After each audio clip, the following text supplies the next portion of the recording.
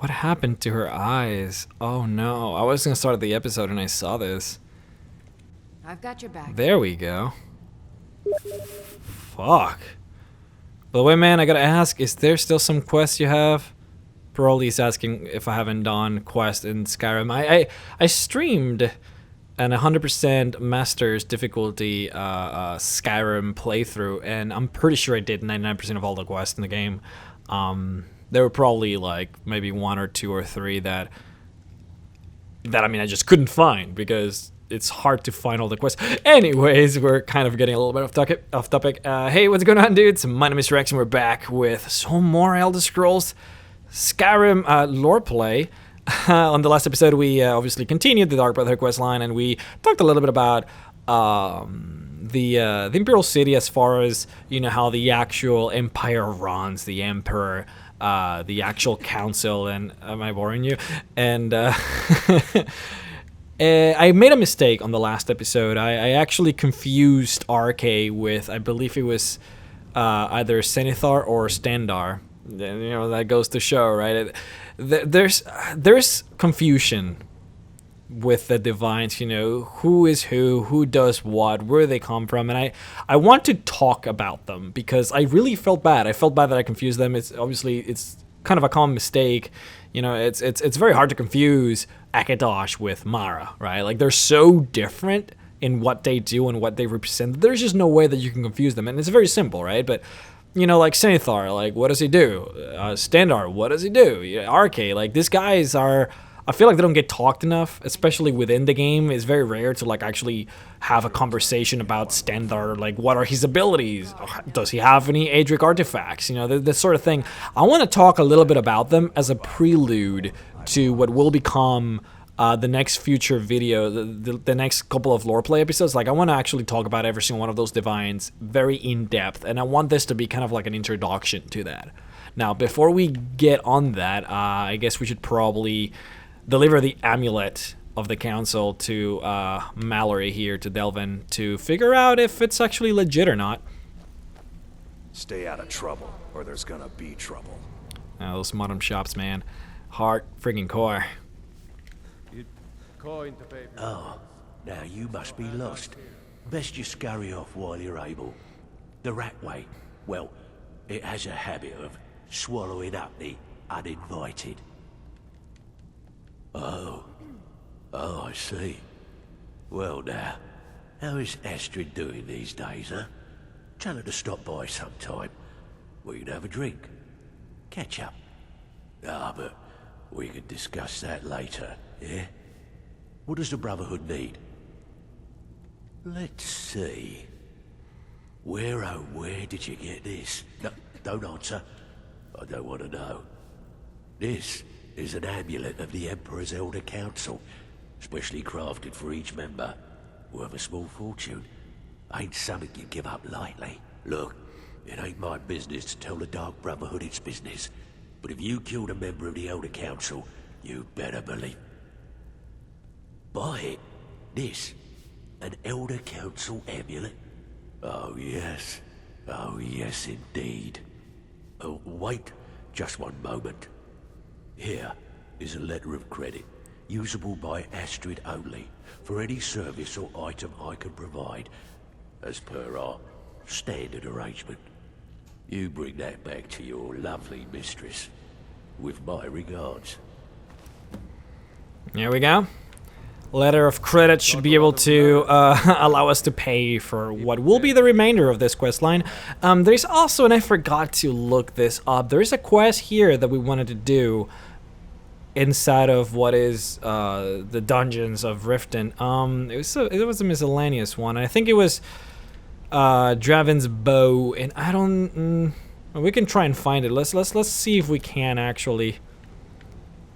Would be very nice if we could. Is that found in Riften?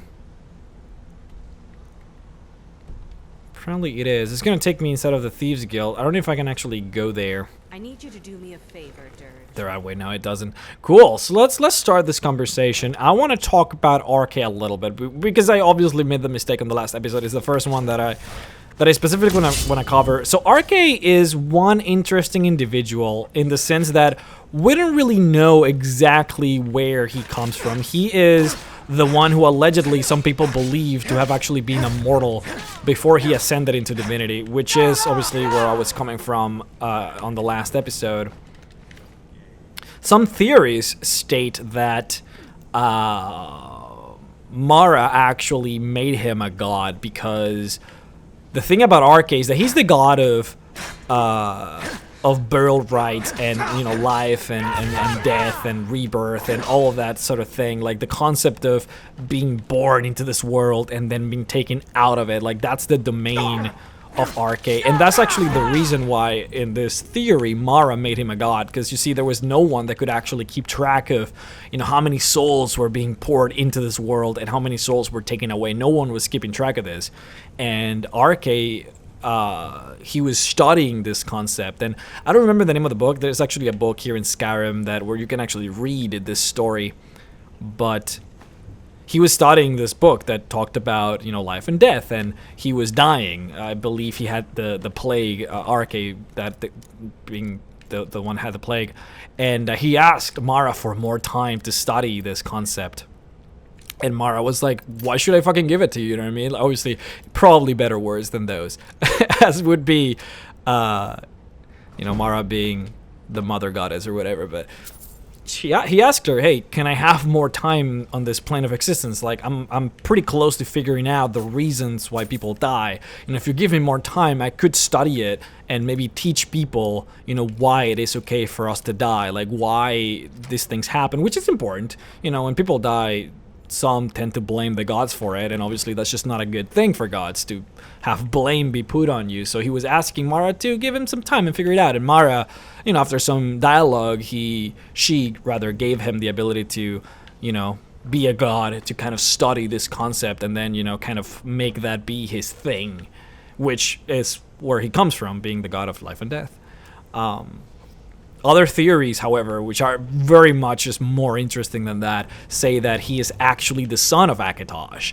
Now, we don't know whether that is, you know, figuratively speaking or literally speaking. That's the part that, you know, we don't really know. We know, obviously, that Alduin is supposed to be the firstborn of Akatosh. You know, obviously, Akatosh representing a dragon, and then Alduin being a literal dragon and being, like, the offspring.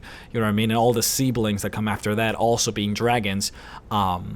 It is obviously, if it is literally the son of Akatosh, then it is probably safe to assume that he might also be a dragon, or he might just be a dragonborn, or, you know, maybe it's not literally, maybe it's just figuratively. Maybe Akatosh had relations with a mortal woman, and that's where he comes from. Or maybe, you know, they say that Mara is supposed to be the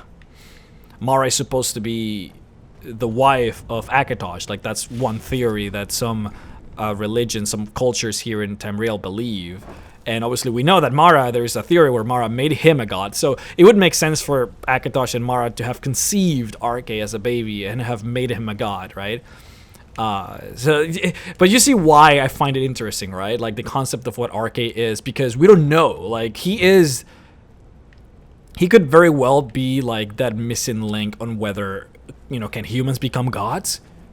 You know, Talos did it, or at least we think he did. I made a video where I was saying, like, he might have done it forcibly through a different, you know, means that it is currently known. But, you know, if Arke made it, you know, if he was just transformed into a god, then yeah, okay, maybe other people can do it. You know what I mean? Maybe the Dragonborn could become a god. Maybe the Nerevarine could do that. Maybe the Hero of Kvatch, well, the Hero of Kvatch technically did it, right? So it's kind of an important notion to know whether this is possible. But Arke, you know, Arke, he's the guy that everyone prays for. If someone is, if your wife is giving birth, pray to Arke. If your wife is dying, pray to Arke. You know what I mean? Okay, now it is the funeral of your wife. Pray to Arke. I don't know why it took it so dark, but he's supposed to be like a very popular god because of that, which is interesting because we don't really see much of Arke in the story. Like it's you know, there's not really that many quests that relate to him. It's obviously you hear a lot of Akatosh, you hear a lot of Mara, you know, these guys, and Arke is kind of, you know, there on the side. But the main thing about Arke, as far as like what he teaches and as far as what his disciples teach, is the act of neutrality. Because obviously we know that he's life and death, right? Life and death is a positive and a negative. Am I going in circles? I feel like I'm going in circles. I've been talking to you guys. Oh my god. Oh my god, I'm going in circles. Hold on. It's over here. Pretty sure it's over here. You know, there's a sense of neutrality. See, I want to go there, so I need to go there so that I can lower the bridge. Oh my god. More time to talk to you guys. Birth being a positive, death being a negative, he's considered to be the god of neutrality, right? So it's very interesting because in the lore they say that, you know, if you pray to Arche, like, he doesn't really give you blessings because he believes that if he were to give you a blessing, he should also curse you because he believes in that set of neutrality. So obviously for mechanical purposes in the game, you know, he actually blesses you and whatever, but in reality, in the lore, he's not really supposed to bless you, which is very interesting. So he would be like the one deity who I would say, you know, if because a lot of people ask, you know, okay, so are Daedras good? Can there be a good Daedra? Or are they all evil, right? But no one really asks the question, are all divines good? You know, is there a bad divine? Well, Arche would probably be the one exception where he's not necessarily like good as much as he's just pure neutral. You know, putting it on D&D terms, he would be like a true neutral, which I kind of appreciate, you know, in a deity. Now Divella. Now this one is interesting. So Divella is supposed to be the goddess of love, but it's very cool because she's not the goddess of like family love. She's not she wouldn't be the type of love where you fall in love with a person and you have a family. Like, no, that's Mara. Divella is the goddess of romantic love. So that would be like, you know, having a relationship with a woman or a man, like that sort of love. It's a more aesthetical love, which obviously comes into place when I say that she's also the goddess of art, since art is understood to be aesthetically pleasing. So that's kind of like what she's into. Let me just finish this conversation here. So, has my bow turned up yet? That's it. You found it. I don't know how you got it back, and I don't want to know. Frankly, I don't even care. I'm just so glad to see it again. Here, this is all I can afford to give you as compensation. Hope it's enough. Dragons, thieves, and war. I should have stayed in Morrowind. Yeah, Morrowind is not doing so good right now, buddy. Okay, so let's go to the Brotherhood now. So what's very interesting about Divella is that it's very hard, allegedly, to pray to her. Because like usually with a divine, all you have to do is, you know, you go to a church, you say, hey, Stander, you know, like, I've been good, man, and he blesses you, you know, theoretically speaking, of course. I'm kind of exaggerating a little bit, but it's somehow, it works like that. You go to a shrine, you pray to them, you know, you're good, or blah, blah, blah, like, and then it just kind of works out. Divella's a little bit weird in the sense that what she is into is something that could be considered inadequate for society. You know, she's the sexual goddess. Like, it is understood that a lot of, like, you know, people that revere Divella usually connect to her in a more intimate and personal level. It is even believed by, you know, some, and then this is obviously the community, is not as much as like in the actual game. They don't really talk too much about it in game, but they allude to it. They allude to the fact that to actually, you know, there are rituals that are erotic in nature that are done in order to actually contact Divella. That, you know, she talks to you in that kind of erotic type of, you know, scene. I don't know how else to put it in a more delicate manner, but it is kind of a crude, lewd way of like talking to Divella, which allegedly is how it works. And it's very interesting. And before I even get inside, and I'm sorry that I'm not advancing a lot, but this is very interesting to me. You know, when you're a priest, let's say that you're a priest of Julianos, right? Like, you embody, you know, knowledge and lore and history. You know, there's a very easy way of like being a priest of Julianos and enveloping what he is all about. But for Divella, you know, you have to be this kind of sexual person. Like, you have to be this sort of priestess. But priestesses in nature tend to be, you know, like pure. Like, they tend to, not necessarily, I don't know about virgins. I'm not sure how this game kind of deals with that sort of thing. But, you know, you can just be like a prostitute out there and just also be a priest of Divella. Like, that's just not really how it works. Yet, there has to be priestess of Divella. So it's interesting that, you know, there's a quest in Skyrim that has to do with, you know, you have to obtain what is called a Sibyl of Divella, which is a girl who is supposed to be a medium between the priestesses and Divella herself, which is cool because And then obviously they don't really talk about this specifically. I don't remember the quest that close anymore. It's been a while, but you know, having a medium, an intermediary between you and a goddess, because it's very hard for a priestess to fucking have sex and like really interact with the Bella, being a priestess and having to be pure. Like it's kind of an interesting dichotomy, this ironic type of like way of being a priestess, which is interesting to me. Having to like actually get a tertiary element because you just cannot do what your goddess wants you to do, or because you would rather not do it. It's very interesting. Which obviously comes into play. You don't see a lot of like Divella followers in most of the world, because it is considered to be like a lewd thing, and you know, a lot of people have issues being kicked out of cities because, you know, they praise Divella in her most purest form. Good, you're back. Well, what did Mallory have to say? Is the amulet authentic? The Elder Council? Oh, now that explains quite a bit. Motier, you naughty, naughty boy. Hiring the Dark Brotherhood to help you rise beyond your station. Delicious. Was Mallory willing to buy the amulet? Splendid. Then we're ready to begin. Or, more specifically, you're ready to begin. After all, you're the one the Night Mother spoke to. Now then, I hope you have something nice to wear, because you're going to a wedding. Well, more like the public reception. It should be a lovely affair. You'll mingle with the guests, eat some cake, stab the bride. Oh yes, you've got to kill the bride. At her wedding. And they say romance is dead. Her name is Vittoria Vici. She oversees the East Empire Company's business holdings in Solitude.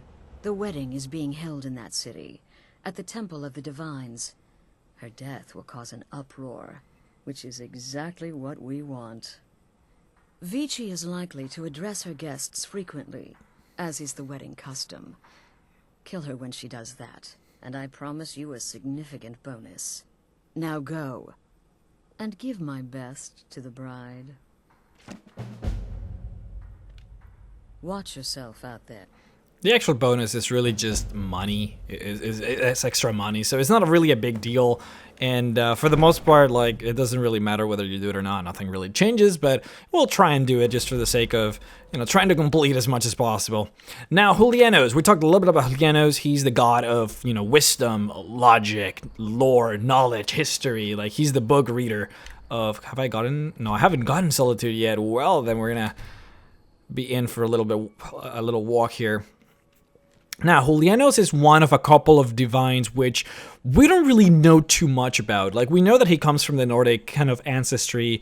I believe it was June, where he comes from. That was like the god of math and you know, logic in the Nordic Pantheon. And when I do the video for Julianos, we'll really kind of go in depth with his backstory, where he comes from, and specifically more like what does the Nordic people believe. But what's interesting about him, obviously, is the fact that being the god of knowledge, the god of lore and history, etc., it's interesting that wizards have actually started to venerate him. Like, when you actually have a wizard, like, he's the one that they pray to. He's the one that they ask for, you know, hey, I need to learn this spell. Julianos, could you help me? You know, he's the guy that they look up to for this sort of problems. And it's very interesting because he's not that. Like, he was never the divine of magic. He never was. We know that the actual god of magic is Magnus. The problem is that Magnus is not in this world. When he created Nirn, he left and he became, you know, the whole that he made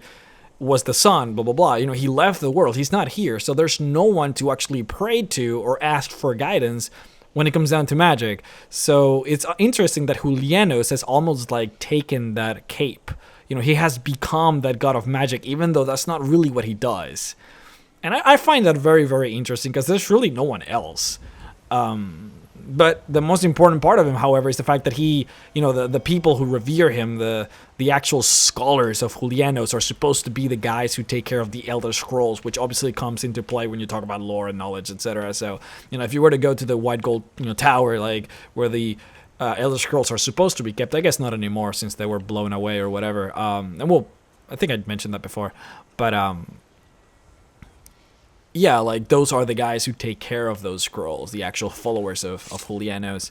And you know, when you talk about like universities, like if there was such a thing as like a school where people go to learn and you know things of that nature, that would be like the schools of Julianos, which is something that they talk about in some of the previous games. I don't think we really touch too much on that on Skyrim, which is a shame, but it is what it is. But yeah, there's really not much to talk about Julianos as far as like the most like general, in the most general sort of things. And Julianos is actually one of those deities that I don't know if they're actually real. And I wanted to preface this entire video with this, and I just forgot about it. The thing about the Elder Scrolls is that Alessia, you know, back a long time ago, even before, you know, like the games or whatever, she became, in quotes, the salvation of humanity, right? She formed this army of slaves to combat the Eyelid so that they could finally be free and have their own land, etc., etc. But what she did was she created a religion, and you know, we know that Alessia is the one that created the religion of the Eighth Divines, and she created the religion so that all of the races and cultures would be kind of together in this. And what she did is that she grabbed deities from every culture and put them all together into one religion so that we could all have at least something in common, right? Julianos was brought in from the Nordic Pantheon, allegedly, and we don't really see much of him. That's my problem with him. Like, we don't really know. He doesn't, like, as far as I understand it, and you guys can correct me if I'm wrong, I don't think he like comes out and says, hey, I'm Julianos, like, what's up? Like, he doesn't, he's one of those entities that I feel like it would be very easy for him to just be someone else. You know, whenever someone goes to a Julianos shrine and prays to him, it could very well just be someone else who's actually answering. We don't know. You know, there's only a few deities like Akatosh who like actually comes out. You know, I mean, it's so hard to debate against Akatosh when we literally saw him in the flesh. Well, not in the flesh, he was an avatar of Akatosh, but he came out and fought Baron's Dagon, you know what I mean? Like, he was there. Everyone who was in the city saw that. Like, there's just no denying it, all right? Same thing with Kynareth, and we'll get to Kynareth in a second. But Julianos, it's just like, And that's the thing, Alessia just grabbed like a bunch of deities and put them together, but we don't know if they're real. I mean, probably they are, but we don't know that. And I feel like he's probably one of those that I'm just like, Hey, we might figure out some traitor? Oh, they're hanging the guy. Okay. I was gonna be like, what is going on? Yeah, anyways, Kynareth, since we're already on the topic. Kynareth is probably my favorite divine because she is by far the one that has done the most, at least as far as humanity is concerned. I don't know if she has done a lot for, say, you know, the elves, etc., but as far as like humans, she's probably the most involved. You speak of Skyrim like you know the land, know its people. You're from Cyrodiil. You know nothing about us. Nothing. You hear that guy? It's very interesting. He's against the Empire, and there is this very cool and very like not very well known little factoid about the game. If you actually kill the bride and you get spotted, and you know the guards start like trying to fight you and whatever, that guy actually fights for you. And I understand it to be the fact that he hates the Empire. Of course, you just noticed he really does hate the Empire.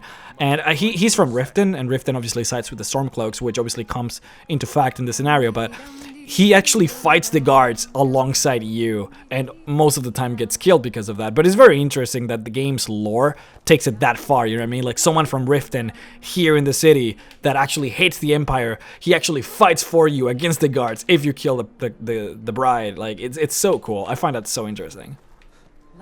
I'm so glad Vittoria and Asgir chose a public reception. That way the entire city can share in their holy bond.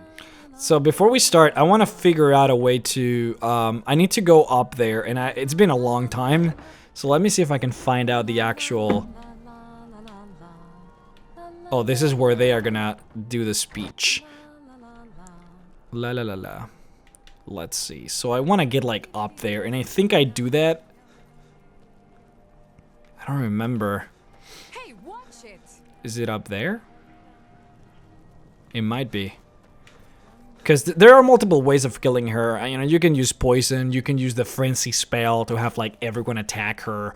You can, if you actually spoke with Babette in the sanctuary, she actually tells you that, you know, she left a present for you in the in one of the little towers, and it's actually a bow that you can use, a really powerful bow that would or should theoretically allow you to kill her in one shot. We're playing on a higher difficulty, so that's, you know, unlikely to happen, but, you know, she helps you, and we'll pick it up anyways. I just want to kill her first before I do anything else. That bow will stay there forever, so even if you don't get it for the kill, you can get it later anyways. Oh man, I wish that I would have researched this before, just to not waste your time. I think I did it, right? Yeah, that's the... Okay, cool. Alright, I know how to get here. So now I have to talk to her to start the quest. What an amazing day this has been. I hope you've been enjoying the festivities.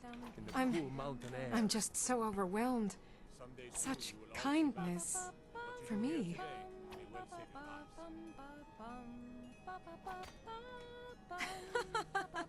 Yes, indeed. Hail the Imperial Legion. Hail the Stormcloaks. Hail Solitude and the 8 Divines. On this glorious day, we honor everyone. Please, enjoy yourself.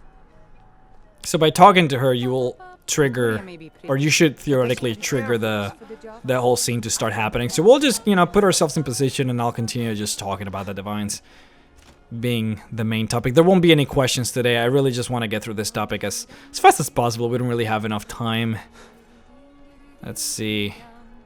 Alright, we'll just wait. Yeah, they're coming over. So we'll wait until she starts talking, and we'll drop the little... it's not really a gargoyle, I guess. It's like a dragon, right? It looks more like a dragon to me.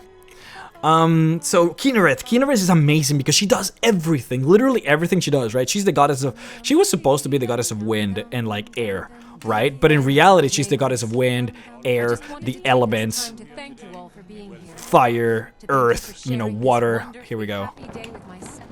Now, I heard that if I do this, and I want to test this right now. If I do this, it should work. It didn't. Oh boy. Oh boy. Oh boy. I was reading that that was like a thing that could happen. Like if you drop the dragon's head, and then you like fast travel. Oh boy.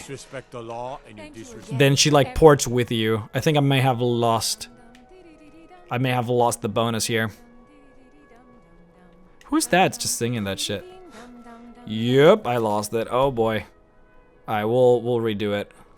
Oh, it autosaves when I drop it.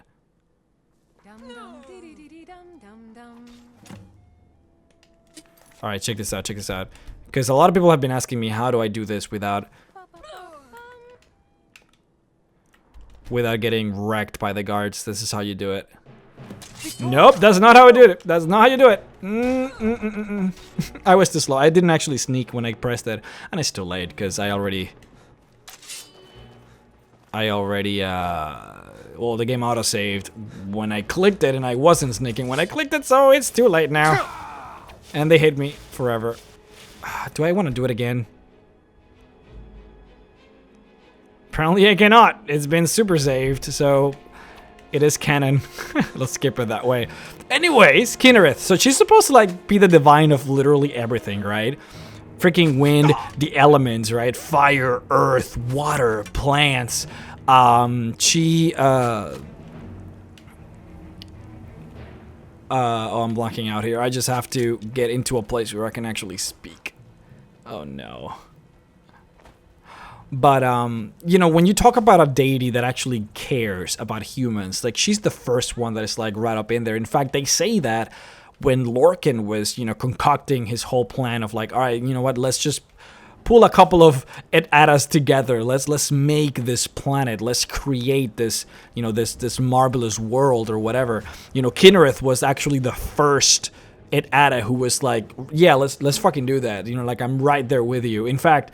they after that they became so close that they allegedly, according to the books and stuff, they became like they married each other in quotes. Like she's supposed to be the wife of Lorcan, which is very interesting because then it's kind of cool that it is actually raining. It is said that it never rained before Lorcan was killed. Actually, they say that the reason that it rains is because Kynareth is sad because Lorcan was killed. So her tears are supposed to, represent the rain in this scenario, which is really, really cool. She's also supposed to be the one who, like, when Nord people die in Skyrim, she's the one that grabs the hand of the Nords and, helps them find Sovngarde. And it's obviously tied up to the fact that, just like Daedras have their own realm of existence, you know what I mean? Like, Merum's Dagon has its own plane of existence in Oblivion, Molag Bal has its own plane. Sovngarde is actually Lorcan's place. He created that, and I'm sure that he has others, or he created others. And in fact, a lot of people would argue that Nirn is his own plane of existence, right? But Sovngarde is supposed to be one of those that he created, and that's why Kynareth has a lot of power in there, because obviously they're supposed to be, in quotes, married. So, she helps all the Nords find their place in Sovngarde, which is really cool. Always, they say that Kynareth was the one that gave humans the power of the voice. She came personally and talked to Paarthurnax, like, hey, Paarthurnax, like, could you, oh my god, could you give the humans the ability to, fight the dragons because they're not doing too well? Like, she was the one that actually went out and, like, tried to make that happen, which is really cool. So you can see the Nords really venerate Kynareth. Like, she's kind of a big deal. And that's what I was saying before. Like, just like Akatosh, Kynareth is one of those deities that really has a physical presence in the history. Like, she comes out and she actually does things. Like, there is absolutely no doubt that she is real. I mean, her name was different back when she did all of these things. She was called Kine in the Nordic Pantheon, so that's probably her real name. I don't know why she was changed to Kynareth, but regardless, she's real. Like, there is a real nature to her. She actually does things. It's more of a hands-on type of deity, which is really cool. Wait, oh, because the guards are still following me, so she thinks that, oh my god, this is just a nightmare. Let me see if I have something else. But yeah, so Kynareth is probably one of my favorite deities. So when you talk about, like, the most actual, like, popular deities in the Elder Scrolls, I would say that is probably Akatosh, Arkay, and Kynareth. Like, she's way up there. Arkay mostly because, again, it's more of a day-to-day sort of thing. Like, when you really, really... You know how they say that atheists usually show their true colors when they're about to die and they start praying to every god imaginable? There is a logic to that, right? Like, in this game, I would imagine that people who are having issues, you know what I mean? Like, oh, my wife is pregnant, she's giving birth. Please, gods, let the baby and the wife be healthy after the birth. Like, who do you pray to for that? Arkay, you know what I mean? Like, so... He's pretty popular because of that. Of course, Akatosh because he's kind of the leader, and Kynareth because she does everything. Now, let's talk Mara. Mara... Can I travel now? There we go. Mara is another one that we don't really know too much about. I mean, we know that she's the mother goddess. We know that she is supposed to be the wife, in quotes, of Akatosh. Some people also say that she's supposed to be the wife of Lorcan, or hell, even both, some theories say. So it's really hard to tell. I would just say that she's probably Akatosh's, because I think there's more theories on that. There's more proof, but honestly, there's just no way for us to know. And we know that when you get married, she's the one that actually kind of does that holy union. In fact, I'm pretty sure her sigil, like the actual emblem that represents Mara, is an engagement ring. I'm pretty sure, at least one of the old school ones. It's like this. I remember it being this golden, almost like a rope that forms together in a band, like a ring. So it's, I mean, that's just what she is, right? That goddess of, like, family love and union and fertility, having a family, having children, like, that's what she does. The news is everywhere. Vittoria Vici, the Emperor's cousin, butchered at her own wedding. Well done. Let's see His Eminence try to ignore this. With Vichi's murder, you've started us down a path the Dark Brotherhood hasn't traveled in centuries. The assassination of an emperor. And now your reward. A unique spell to summon a legend of the Dark Brotherhood. His soul serves us now in death, as his body once did in life. Ah, and of course, a bonus for killing Vici while she addressed her guests as instructed. Gold. Simple and pure. Spend it as you will. Now then, time to proceed to the next stage of the plan. Go and speak with Gabriella. She's been helping me arrange your next contract. Yeah, I don't even get enough gold to pay for my bounty, which is just sad. We'll do that on the next episode. I just want to finish my topic here real quick. We got two gods, deities, divines left, Stander and Zenithar. I don't think I want to touch Akatosh. He's a pretty obvious one, and when I do a full video on him, I feel like I'll cover him better. Sorry, but Stander. So these are the two guys that I feel like gets confused the most, even by me, to be perfectly frank. They are a little bit kind of on the down low side of things. I don't really get talked too much. But Stander. So Stander is the god of laws and rules, the god of justice and bringing justice, and then, of course, the god of mercy. I'm gonna take this time to actually buy some potions. We should also do Merida at some point. That's gonna be really fun. We got the beacon, so that'll be great. So what is Stander? Why did I come here? I can't think when I'm talking to like YouTube. Here. Smart man. Jesus Christ! Out of all the places, I wasn't even thinking. God damn it. The thing about Stander is that he's the god of justice, right? Like when you talk about like rulers, when you talk about like if you were an emperor, who do you pray to? Like that is Stander, right? If you want to uphold the law, like if you are being judged for something that you did, who do you pray to for, you know, a god being merciful? Like that is Stander. And there really isn't that much else about him. Like when it comes down to like delivering just rewards and punishment, he's the one to pray to. Now the important thing to note is that he's not really about Welcome to the center of the world. I don't really want to talk about Eric's world. Have you met my dear brother?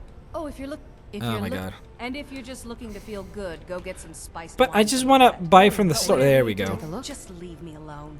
Man, she's just very sassy right now.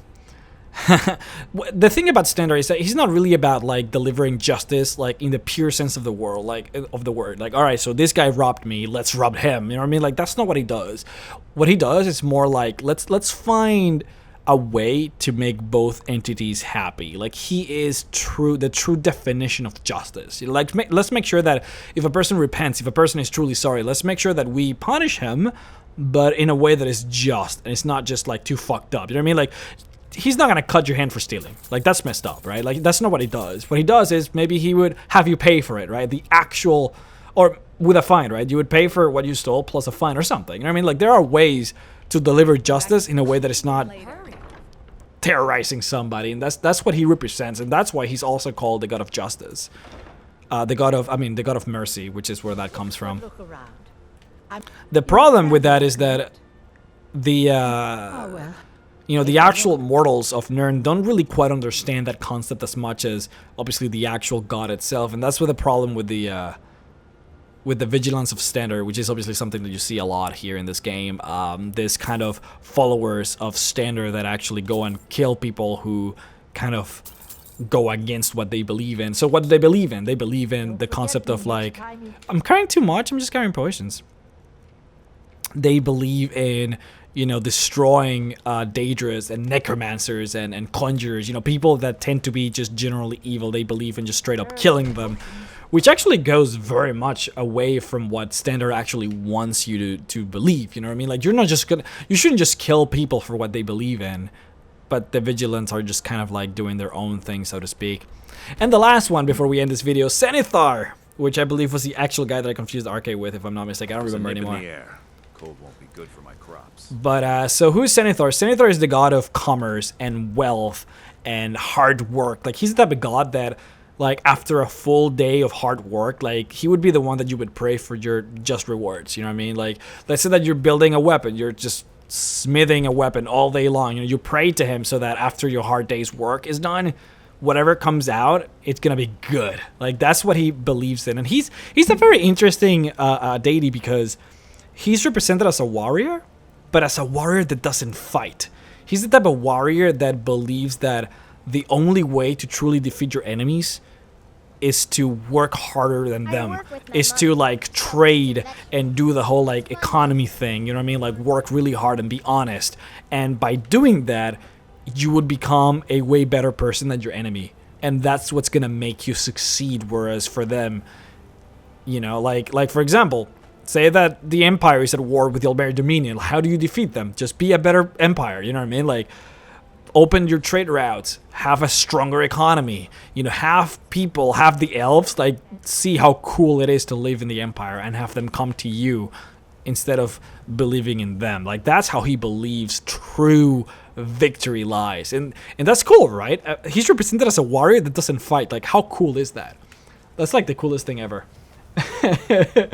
So obviously he's, you know, he's venerated by like merchants and like the middle kind of class, you know, all the hard workers, the woodcutters, the miners, you know, like the fishermen, like all those people that work really hard for their food. Like, that's who they venerate, which is really cool. But anyways, I just wanted to give, you know, just this kind of, I just wanted to talk to you guys about the divines. I felt so bad that I mistook those two on the last episode that I felt like I wanted to rectify it with this conversation. And I hope that I managed to do just that. And if anything, just maybe illuminate you guys up a little bit more on who they are and what they represent and where they stand. Because I was reading some of the comments and some of you were saying like, oh yeah, well, I don't really know much about the divines because the Daedras are way cooler, you know what I mean? And I feel like to some degree that may be true, but I feel like I don't want you guys to completely underestimate some of these divines. So I'll start doing a couple of videos on them specifically just to illuminate more you guys on how cool they can be, because some of these stories are amazing, and I feel like there's a lot of really cool stories out there that I want to bring up for the sake of them and the videos. So I hope this was cool. I hope you guys enjoyed it. I will continue the Brotherhood questline, of course, on the next episode. And yeah, leave me your questions below. See you guys next time. Bye bye.